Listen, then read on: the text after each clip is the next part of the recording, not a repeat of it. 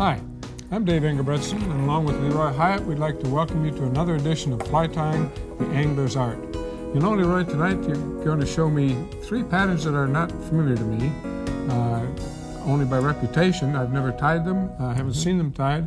You told me about two of them. You told me about the X-Caddis, which is a trailing shuck caddis version, dry fly, which I haven't seen, dry fly. Then we're going to tie the bird Stonefly Nymph. And of course, I'm well familiar with bird Stonefly dry, but I didn't even know there was a nymph until you told me about it. So we'll see that one. Then we'll tie an absolutely fabulous streamer fly, the Clouser Minnow. And we'll have more to say about that when we get there. Why don't you tell me about the X-Caddis and what are we going to use? Okay, just three materials for this pattern. We'll use a light tan antron for the tail or trailing shuck. I'll use a little bit darker dubbing, a tan dubbing, to go for the body material. The head and the wing will be made from natural elk hair. And then I'll use a tan dry fly thread. The hook that we'll use will be a size 10. This fly does work best in size 10s and 12s. And just a standard dry fly hook, it's not long shanked? No, just a standard dry fly. I pinched the barb down on it already. You know, we might mention that we've always been saying we pinch the barb down, and that's a good thing to do for several reasons. Of course, the first and primary reason is it makes releasing the fish easier. You can get that hook out of the fish easier, but I got to say it also comes out of ears and shirts, and that's really important if you're fishing with LeRoy. You want to be able to get those flies out of your back and your neck. And, well, you know what the barb was originally for? All joking aside. I do. That's true. Why don't you tell them? Yeah. The barb was to hold the bait on. That's the only thing the it was barb wasn't to help you hook the fish. It was to keep the worm or whatever you're using on there. Yeah. All right, what I've done, I've just attached this antron tail to the rear, or shuck, as you will. And I think it's important to mention that the reason for this antron is because of its light reflective properties. That's correct, and it will really help the fly float. Whether it's antron, which is a trilobal filament, or one of the other sparkly type yarns, it's important that you get that feature, not just standard yarn. Standard yarn will not float this fly. Well, plus the light reflection. Yes. Now I'm going to dub a body. This is just a little bit darker tan. However, I've seen these flies tied in a lot of different colors. Just this particular one seems to work best for me. Well, of course, we talk about the size, but there are a lot of different sizes and colors of caddis flies, too. And if you happen to live in an area of the country that where you're fishing a granum or something else, you'd want a dark olive or whatever the appropriate size and color would be. I heard guys talk about this fly for a long time before I ever used it. Finally, I gave up and had to ask, what is an X-Caddis? I'd never heard of it. They showed me the pattern. I said, well, good night. That's nothing more than an elk hair caddis. With a trailing shuck. With a trailing shuck, except this fly does not have any hackle. They said, try it. That's all they'd tell me. Well, the fly will float better, at least in my opinion, than the elk hair caddis, and I think it's because of that trailing shuck material. Could be.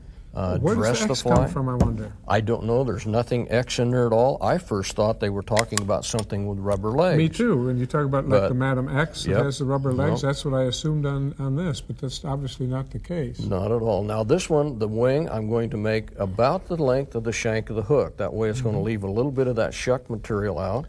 I'm going to go... Have you got some sparkly stuff in your dubbing? A little bit. Because that dubbing itself really lights up. It's called squirrel bright is what it is, but any dubbing would work for this. I'll just get that wing bound in. Or if you're blending your own, you could probably throw some in. Stuff you in bet. There. Yeah. I'll lift that wing case, I'll wrap a little bit in front, and then I'll get all these butts back out of the way. Then I'm going to run the scissors in till the bottom blade touches the eye of the hook. And then cut it off. That's a little hard to see on the screen. Oh, I see. Because if I do that, what it does is every fly I tie then will have that same length hair head on the front. Well, that's a neat trick. And I'll put a small whip finish on it. Get rid of that thread. And we'll put a drop of head cement on it. This is an absolute fly. The guys accuse me of not using this fly because I'm too old to change. Well, that could be, but it does really work. I would not fish any of the little streams around here that we normally fish without this fly anymore.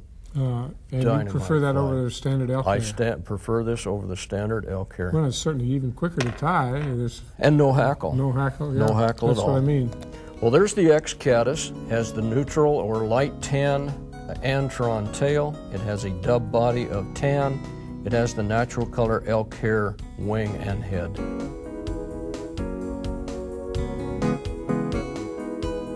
Now, as I said earlier, this bird Stonefly Nymph is another new pattern to me, and apparently it's supposed to represent the nymphal stage of a stonefly, where you would normally be using the adult version.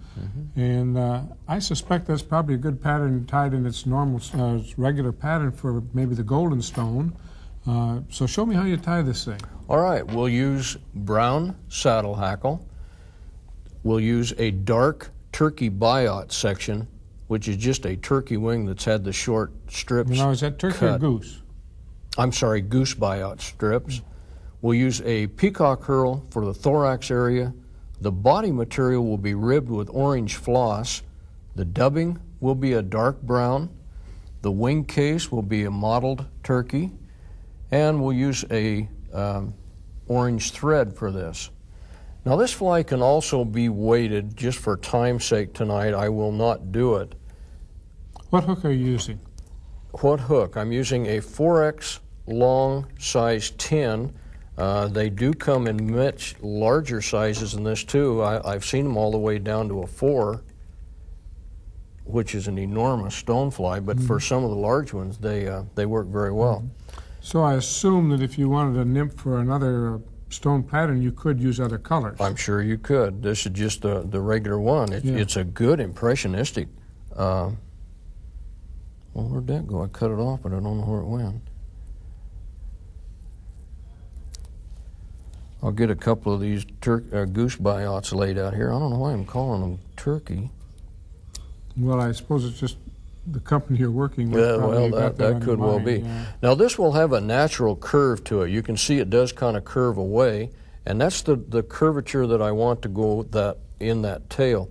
I'm going to tie them in one at a time. I don't have good luck tying them in two at a time at all. I'm glad to see that because I always do it individually, and I didn't know if other people did it that way or not. But, a lot of times tying these, I need all the help I can get. well, it helps so you set them at the angles you want. Oh, and I can pull them right, different yeah. lengths that I want. Do you go between them at all then to separate No, I them do further? not, because when they're in that natural curve state, they will go away from each Yeah. other. So you basically tie them in flat. Yeah. Get rid of that. Now I'll take a piece of this orange floss. This will be the ribbing. And those stoneflies do have a pretty predominant rib if sure. you'll look at the abdomen of Sure. one. I'll get this tied in. This will become the rib. We'll get that bound down some more. And then we'll do the dubbing. Now this will have a taper to it, a fairly steep taper. You want the body fairly plump then? Well, narrow toward the rear, but then going larger toward the thorax area, the wing case. So I will put just a little more dubbing on the thread than we did in the past, but not a great deal more. It's going to take probably twice loading the thread to get this up all the way up anyway. Now, is that pretty much straight fur dubbing, or do you have some sparkle in there? No, it's got a little bit of green and a little bit of red blended in with it, but that's definitely not a necessity. I'm going to go once behind that rib and then go forward. Right. This is something we've mentioned blended dubbing a lot, and one of these shows we're going to take time to talk about blending dubbing when we have a little more time, but you can take several different colors or several different materials and pluck them back and forth between your fingers to mix them or throw them in a coffee grinder, kitchen blender. But we'll talk about that in more detail another time. You never see a natural insect that's all one color. Oh, no. They are multiple colors, and the more we can do it that way, the more impressionistic that fly is. Well, when I'm shooting what I was going to say later, but as long as we got time while you're winding, when a child does a painting, the tree's trunk is brown and the leaves are green and the flowers are red and yellow and the sky is blue, and those are the right colors, but it doesn't look realistic the way an artist would do it with flecks of color and flecks of light. And Sure. This is what we're trying for in a blended dubbing, and it's much more effective. Now I'm going to run this ribbing forward. You can see that really does make an impressionistic. And with a nice tight body like you've got there, you don't have to counter wrap it either. Not at all. And it's probably better when you don't have to counter wrap it, because I think when you bind it down, it stays tighter with the natural direction that you've got there. Well, that gives a good segmented look. Now I'm going to take a small section of this turkey, and I have sprayed this turkey with an art fixative. That will hold it more in place. A lot of times that turkey will have a tendency to split out real bad. This will keep it fairly well tight and together. Then I'll tie in the legs, which is the brown hackle, and then the thorax will be peacock. Now, depending on the peacock you have, you can a lot of times get away with 3 or 4, sometimes 5 strips of this, or hurls. I always do peacock from the tips. I'll cut those off straight, soft That's loop it in. another trick I learned from you, and of course the reason is they're more flexible up by there, far. and you tend not to And there's break more them. hurl instead of down Sure. here on the bottom where there isn't a great Now, deal. are you going to wrap that around the I'm thread? going to wrap it around the thread, make just a little Now, I peacock think rope that- out of it. That's a good trick. It makes a peacock chenille. It makes it thicker and Very bushier, but it also durable. binds it down so that it won't come And it apart may with not fish's be that teeth. necessary up here in the front. The fish's tooth may not be as susceptible to getting in there. Yeah, but it's just it a makes habit nice, I'm in. A nice thick thorax, Yes, and it I does. just always do it. Now here comes the legs. I'll just take about 2.5 turns of that. Now here you can either clip the top hackles off, like so, or you can just grab your thumb and finger and fold them down, whichever you're Well, more the nice comfortable part about with. clipping them is at least it makes them even. Sometimes the other way you get more coming out one side than the other, and I guess it depends on how fussy you are. But Now I'll just fold that wing case over and clip it off. Get the legs out of the way and just build and a little a small little trick that head we've here. mentioned before with other nymphs, if you want to go to the trouble before you clip that wing case off in front, the excess, you can take a dubbing needle and divide out one fiber on each side, clip out the middle part, and clip the others to length as antenna. And the fish don't care, but it's Looks good to kind the of cute. tire, you bet. And there's a bird stonefly nymph. Why don't you It rotate is- that a little bit to Okay. give us a top view of it too? Look at the legs, yeah. It all And sticks the out. tail, You can see the tail is divided. What a good looking nymph. Now I'll put a little drop of head cement on it, and this one ought to be ready to go. You can also at the same time coat that turkey wing case if you want. And there's the bird stonefly. We use brown goose biots for the tail. The abdomen is a brown dubbing ribbed with orange floss. The thorax is peacock and with brown palmered hackle through it. The wing case is brown mottled turkey.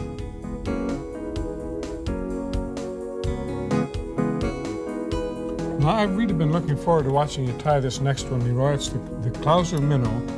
And this is got to be a dynamite pattern because so often on so many lists where people list their 10 favorite fly patterns, starting with Lefty Cray and going right down, I always see the Clouser Minnow on it. It has a reputation for catching big fish, and I think I know the reason for that. We'll mention that when we get into the tie. But it originally started out, incidentally, as a saltwater pattern for stripers and other saltwater fish. And then the freshwater fishermen picked up on it because they realized how effective it was. So why don't you tell us about the Clouser Minnow and what you're going to use to tie it? Okay, this is just one variation and color of this Clouser Minnow. There are a lot of different ones out there.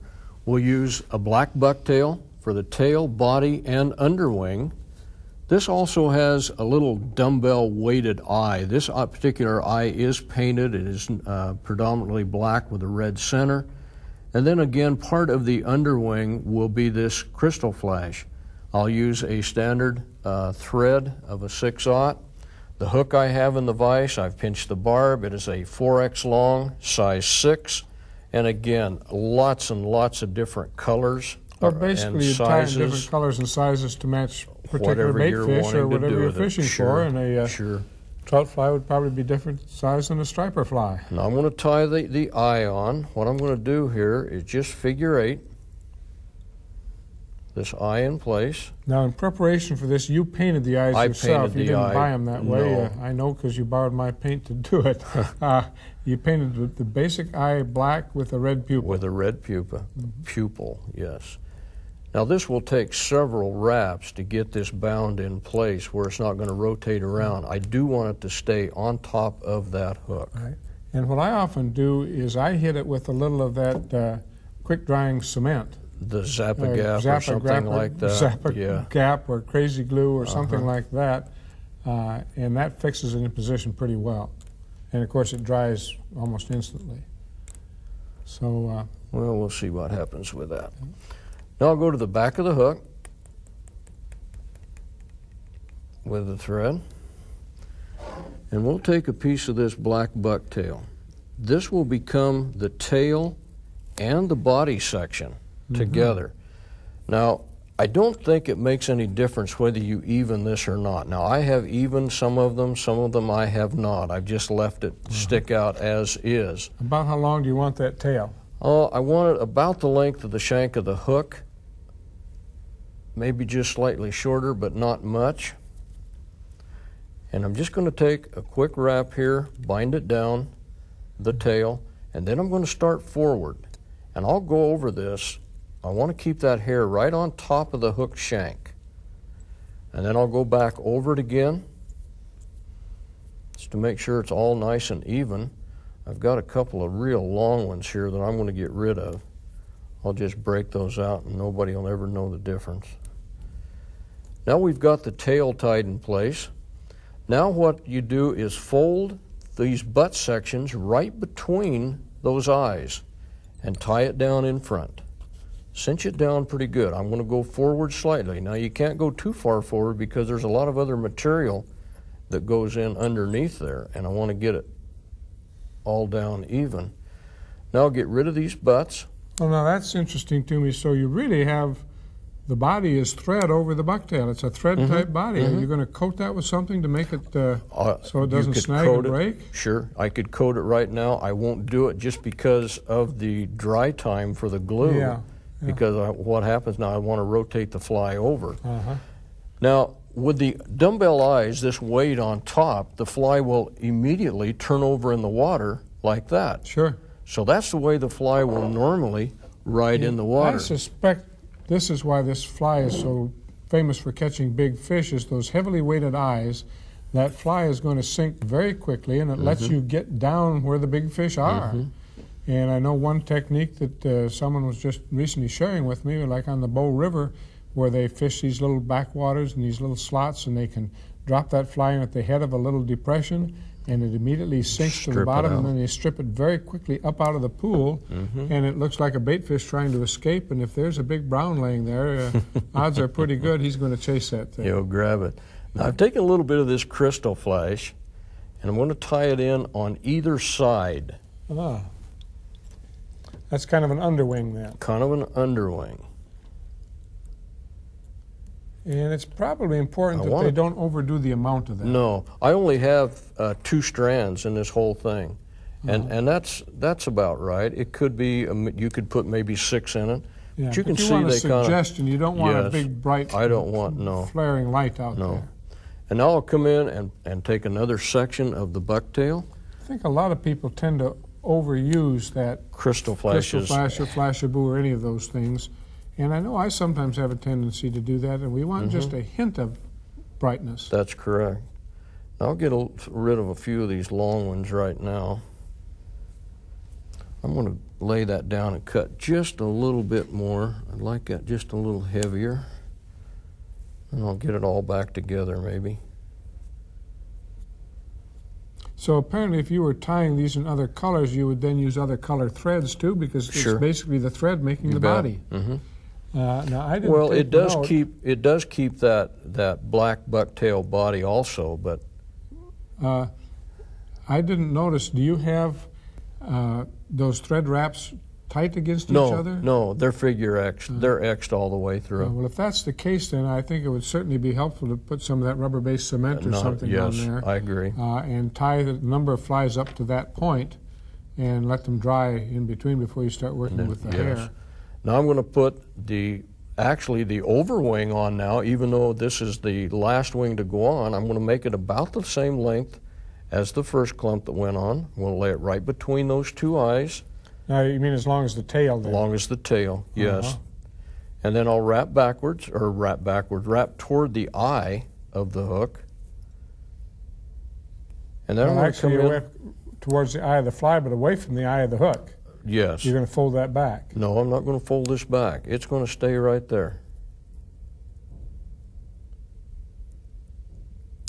This will just become the actual wing itself. I see. I wrapped up a little bit closer to the eye. Oh, I was a little disoriented. I'm trying to look at the monitor here, and I was a little disoriented. It already is angled back. Yes, it is angled back, but I will not wrap over that section at all. No.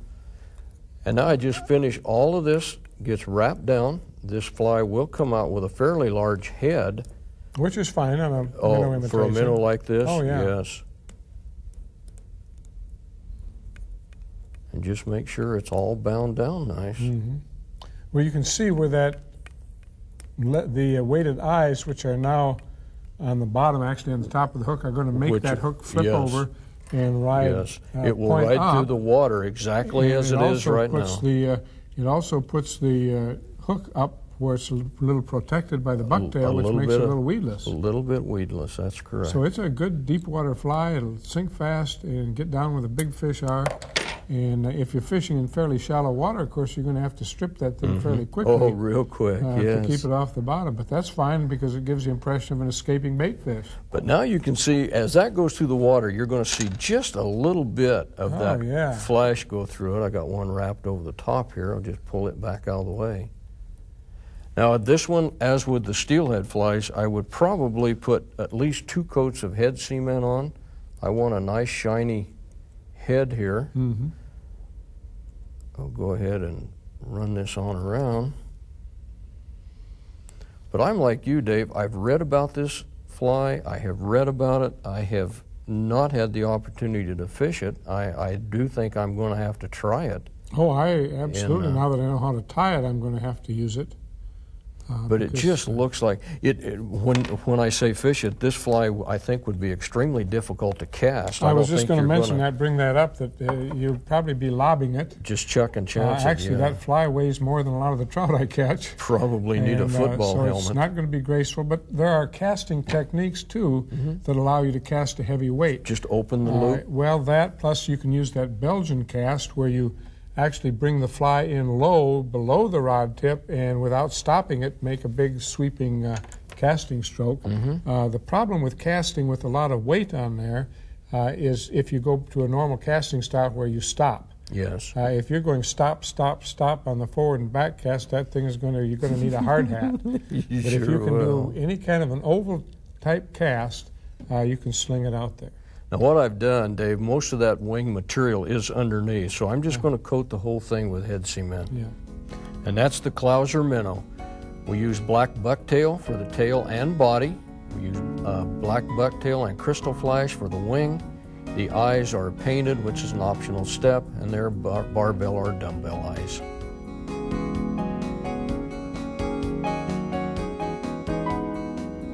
Well, that's our show for this time. We've taken a look at 3 good flies, all new flies to me, as I said. We looked at the X-Caddis, which I'm certainly going to have to try if it's as effective as you say it is. It is, very. We looked at the bird Stonefly Nymph, and we looked at this great great streamer fly, the Clouser Minnow. And I think that's a pattern that's going to have to be in every big trout fisherman's box. I'm going to have to try But also, I suspect smallmouth bass would hit that very well in rivers, and certainly saltwater in bigger sizes and colors. So, tie up some flies, and we'll see you next week. So long. Dave and LeRoy have produced a new 90-minute video on fly tying techniques. To order a copy, call the number on your screen. These tips are only $28.95 plus $3.95 shipping and handling.